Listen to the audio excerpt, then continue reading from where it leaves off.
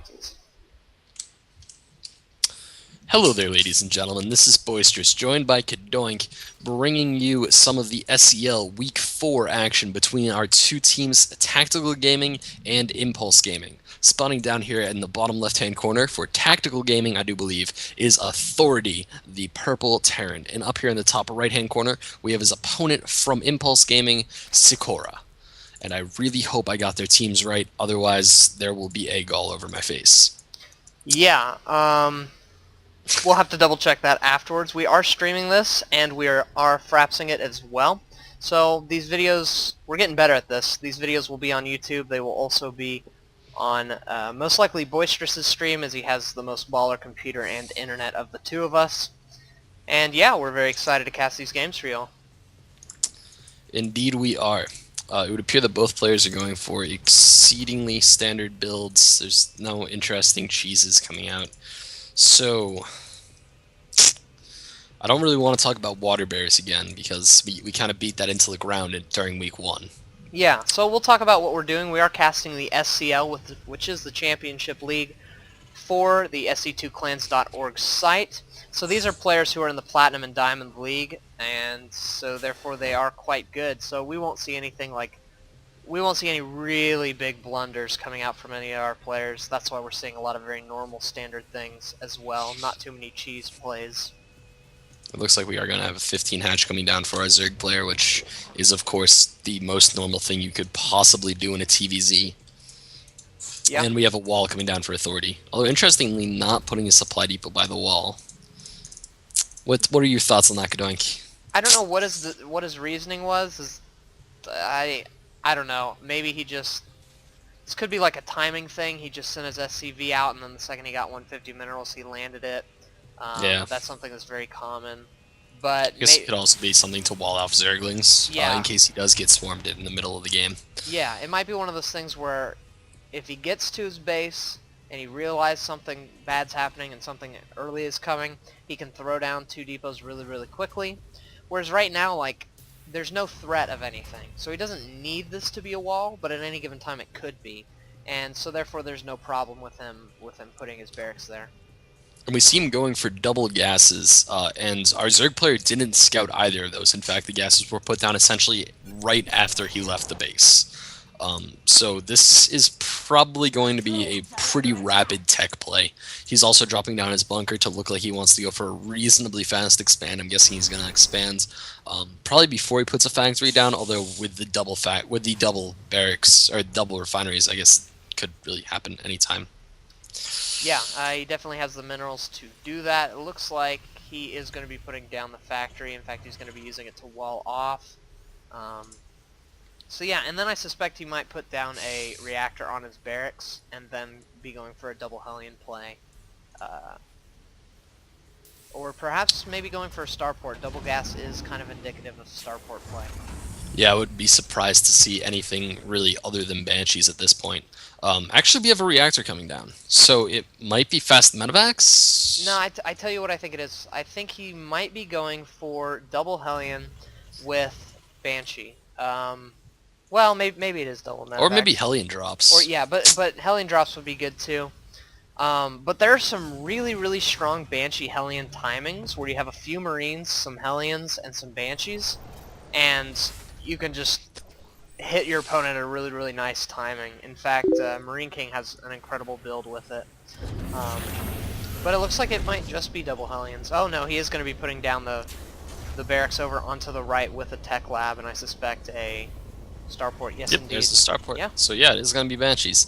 However, at the same point, we have Sikora actually going for an insane amount of queens. He already has 4 queens up. Of course, 2 of them are doing injects, and 2 of them are going to be spreading creep. So we're going to actually see a lot of creep spread out of the early parts of this game, and I feel like these queens are going to be very critical if it does come out to be, you know, Banshees or Cloaked Banshees or Banshees and Hellions, or really anything that has to do with Banshees. Yeah, actually the buff that Zerg just got with the extra range on the queens, the whole purpose of that was because of those early annoying Hellion pushes, and so this exact thing, getting these double queens, is going to make a very, very big difference, even more so now that that buff has come, you know, into the game. So we'll see how that affects everything. Looks like Sakura was scouting around with some Zerglings poking in the front. He probably suspects a base, because he did see the 2 supply depots on the bunker out in the front, but this is actually a very sneaky play by Authority. He doesn't have his command center yet. He's actually teching up. So he's kind of fooling his opponent. Yeah, and these Zerglings, actually, did they run in close enough? Yeah, he knows there's Yeah. no command center at this point. That was kind of a... They ran in just close enough. He probably should have killed him sooner. No, he probably should have just stood his ground with his Hellions to try to keep that illusion up. It would appear that an evolution chamber is coming down for Sikora, along with a couple of spines, and actually make that 2 evolution chambers. I would expect to see a couple spores come down with this after he saw that it looked like, you know, a 1 base all in, honestly, at this point. However, really anything could happen. This creep spread is actually doing miracles for him because these Hellions can't really push in at all. They're trying to get some map control, however now they're just going to run into spine crawlers and probably die. Yeah, they are able to get into the base, but they will be stopped by these drones, actually. So really the only thing they got was information. Interestingly, there is an Overlord in Authority's base, but if you look at the vision, he cannot see the starport, so he has no idea that that is there. So that's excellent placement by Authority. He sees the command center down, he sees the factory and the barracks flipping positions, so I think he thinks this is just a mech play, which is what it might transition into, but I don't think he suspects the Banshees. Yeah, and these Banshees are actually going to be Cloak Banshees, so, sorry, got water down my throat. Unless he comes up with some sort of spore crawlers, I think these Banshees might do an insane amount of damage in this early part of the game. Yeah, they will be able to get a lot of drone kills. However, I don't think they'd get as many as they could have if they were a lot earlier, because when you go for this kind of late Banshee play, your opponent most likely has a lair, which Sikora does. And it doesn't take too long to build an Overseer. And so what you can actually do is, while one of your bases is getting killed, you can pop an Overseer and then place a Spore Crawler in the other bases, and you'll be just fine. And actually, we do see a Spore Crawler going down for Sikora at this time. Yeah, that's because the Banshee got revealed at the 3rd base because it kind of flew in a bit too early. Yeah. I think that might have been a bit of almost blunderous play there, because honestly you don't want to reveal your Banshee that early, because otherwise the entire damage of your Banshee is getting negated. And we see he did actually finish off Cloak, so he still wants to do damage with this, but I'm not sure if it's actually going to be a possibility, because there are spores down in both of the mineral lines of both of his current bases. I think the really only conquest that those Banshees are going to get is going to be that 3rd base. Yeah, I think that's kind of a blunder, letting that finish, especially when you reveal the Banshee. When you reveal the Banshee, that doesn't necessarily mean you should stop building Banshees. Sometimes you can have really nice Banshee Hellion pushes, but in the situation where you reveal the Banshee, you instantly know that he's thinking about Cloak, and you instantly know that he's going to do something about it, and your Cloak is going to be, it's going to be a moot point, as we see this Banshee coming in and kind of getting pushed back. Yeah, and even if you do see a Banshee as a Zerg player, like, you're still going to drop a Spore Crawler no matter what, because honestly it's better to be able to defend it with a Spore Crawler than to not have anything. And we actually see this Banshee doing quite a bit of damage on the main mineral line. It's up to 4 kills, 5 kills. Is he going to get 6? Nice. In the meantime, we have some Hellions in the 3rd for Authority, killing a lot of Zerglings and lowering one of the Queen's health, but it was transfused, basically being real obnoxious. I'd also like to make note of the fact that there are 6 Queens on the map. Yeah, there's kind of a ridiculous amount of Queens, but I think the more ridiculous thing is that there's still so much damage getting done by our Terran player. We have 12 workers being killed, 9 of them by this Banshee in the main base. I'm surprised the Spore Crawler didn't shift over, to be honest, and there's an Overseer sitting right next to the Banshee, but there's no Queen there to help. So the Queen finally drops over and kills the Banshee, but that Banshee definitely had a full life. Yeah, definitely pulled its weight. Yeah, we have 2 more coming out till the middle of the map. I wonder if they're just going to be creep cleanup patrol? I guess he might even swing into the natural and try to do that same miraculous amount of damage again. I don't think he'd be able to manage it, though, because there's like 12 meters on the map. Yeah, creep control really would have been the best choice. He really needs to cloak these and run them away, as the Overseer will be able to get there very soon. And here comes the Overseer ruining that Banshee's day. In the meantime, you know, this has allowed Authority to build up his natural. Has pretty good saturation in his nat. Also working on getting more factories up. He is going for that mech play. Has 2 tanks already. And he's going to be popping out a Thor as well. Also getting that +1 attack for his mech army. So I'm really excited to see how his mech plays out. Yeah, and we actually see an insane amount of missile turrets all scattered all over his base, primarily focused, of course, in his mineral lines. However, I'd like to see one defending, his actual tech, because we don't see that. We see one kind of defending one of the factories, but the other ones don't really have any defense at all. These mutas are actually managing to kill one of the missile turrets, but they're taking too much damage, so they are going to fly away. Yeah, the reason he kind of freaked out on these missile turrets is because he only has 1 Thor at this time, and that's something that's very, very scary when you're going mech, is how do I defend against mutas when the Thors take so long to be built and they're so slow that you need at least 2 to really be well defended, 1 in your main, 1 in your natural. And so it's a good decision to place those missile turrets so you don't just die flat out to the mutas. He's also going to be getting his 3rd command center up. This might just work as like a macro orbital for this time, and then he'll probably float it over later when he feels safe, as he doesn't really have enough to move out and defend 3 bases. And just to point out something real quick, look at like the 3rd base for the Zerg player. That is a ridiculous amount of creep tumors. Oh, it's awesome. That's what insane. What happens when you have 6 queens? I think that was 14 creep tumors in that one little tiny line. I love this play by Authority. He's getting he put another tech lab on the starport and he's getting Ravens out. And this is so cool because he had that starport, and you don't see medevacs with mech, and you don't see Vikings unless your opponent is going Broodlords. And so the Ravens are going to make a very, very nice addition to his mech army. He can throw down turrets, he can throw down point defense drones, might be going for the Hunter-Seeker missile, which has been very, very popular. Ooh, and it looks like a ton of Banelings are sweeping in, trying to get this mech army. In fact, Authority looks like he's in a lot of trouble. All his tanks going down as well as his Thors. Oh my gosh, Authority. That was not good at all. Oh, and the smiley. Ooh. Oh, it's Korra with the offensive GG. And then a smiley face. Very BM. Don't BM me, douche. Oh my goodness. Oh god, alright. Okay, let's simmer down, everybody. Simmer down. Huh. Oh, okay. It was a reaction. Sakura is not BM. It was an instinct. Yeah, I understand that. Oh my gosh.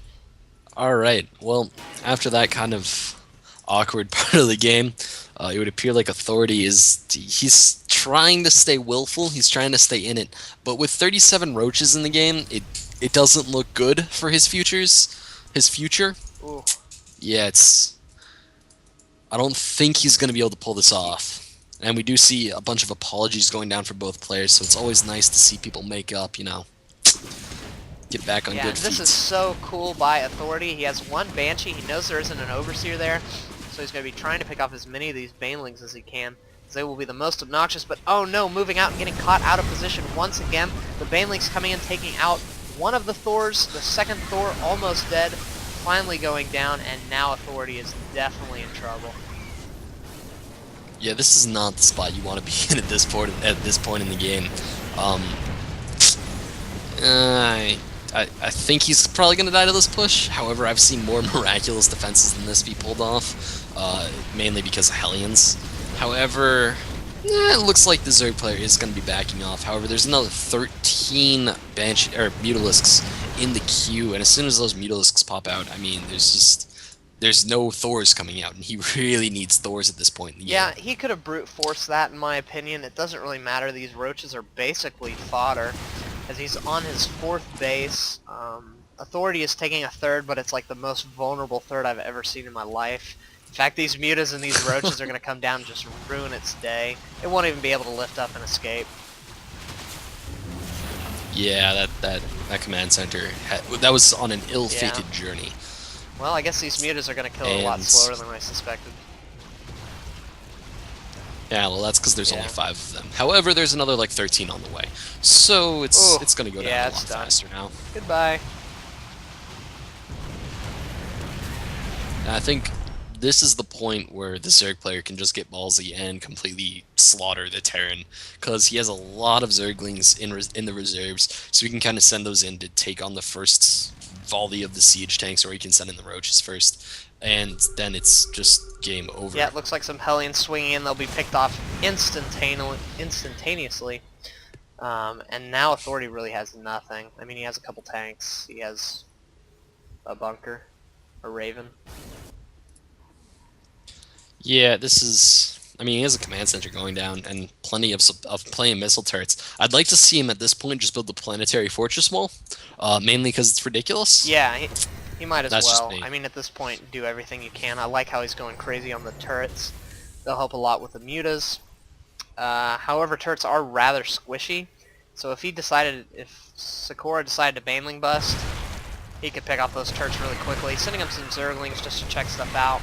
Actually causing the tanks to do a lot of splash damage, but not really that effective. We see quite a few supply depots maybe going down. I don't think the supply depots are going to be nearly as effective as they need to be to take on this army. And yeah, Authority is kind of just going to lose a war of attrition at this point.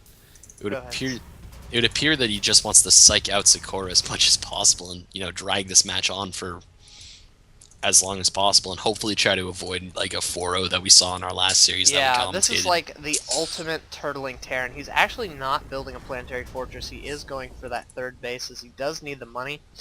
But I mean, he has no units. He really...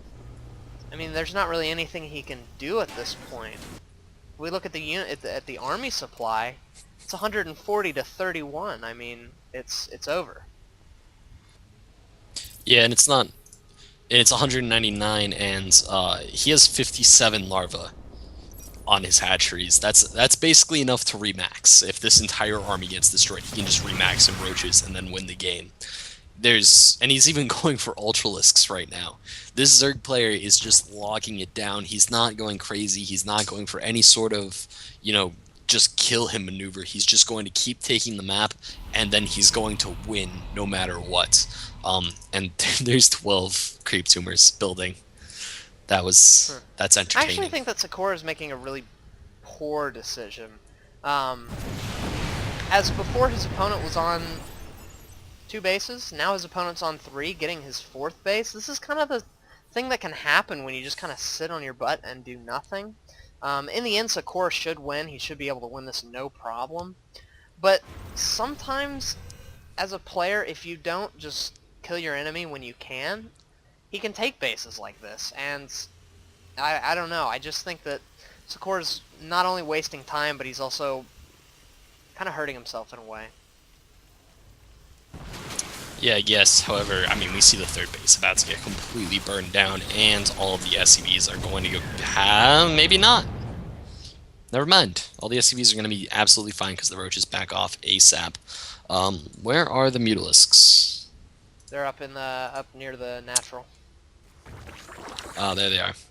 Alright, so the Mutalisks are kind of just chilling. They're letting the roach buddies take out all of the... Oh, wow, yeah, the Terran has a lot of siege tanks. Exactly what I was talking about. Whereas before... Well, the roach... I think the roach army is just getting thrown away to free up supply for Ultralisks at this point. Yeah, there's 15 Ultralisks in the queue. But this is what I was talking about before. He allowed his opponent to get these siege tanks, and now it's going to take a lot longer to kill him, you know? It's not going to be as simple as it could have been 10 minutes ago when he could have just pulled the trigger and ended his opponent. Yeah, and it looks like we're going to see a lot of oversaturation at the 4th base. There's a large 3-page long train of SCVs heading up there. And the Mutalisks might be flying somewhere. They're flying to their opponent's side of the map.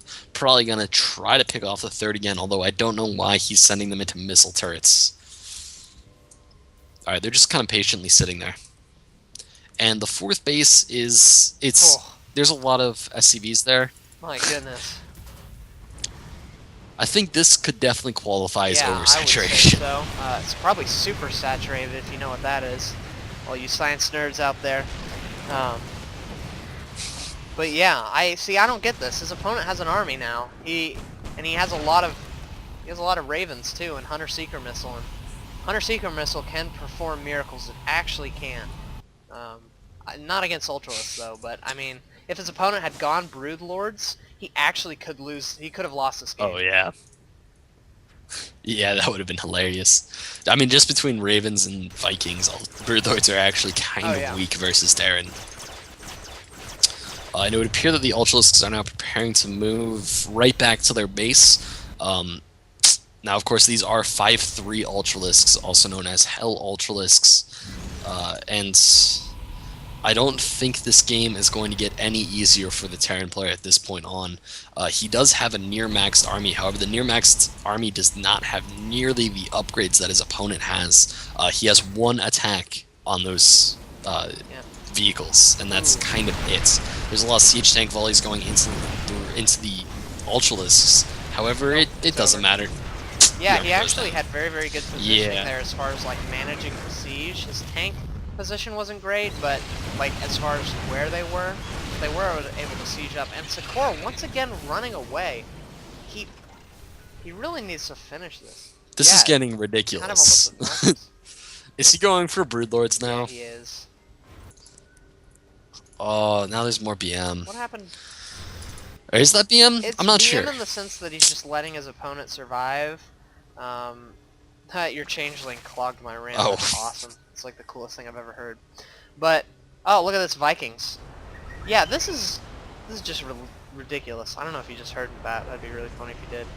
A wheel. But he could actually win this if he gets. I mean, maybe.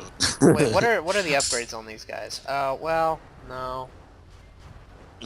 There's 5/3 Ultralisks kind of just parading around the map. The only real saving grace from right now is that the 4th base has not yet been found, and that base is actually it's mining quite efficiently at this point. If we look at the income, his income is still lower than his Zerg opponent, but it's not nearly where it should be at this point in the game, especially in a situation like this. And there's finally GG from Authority. So that game probably went on for like 11 minutes too long, I would say. However, you know, it was still a pretty good game. Yep. Well, anyway, that was game number 1 between, say our team names again? Tactical Gaming and Impulse Gaming. And my overlay is completely in the wrong spot. Game number 2.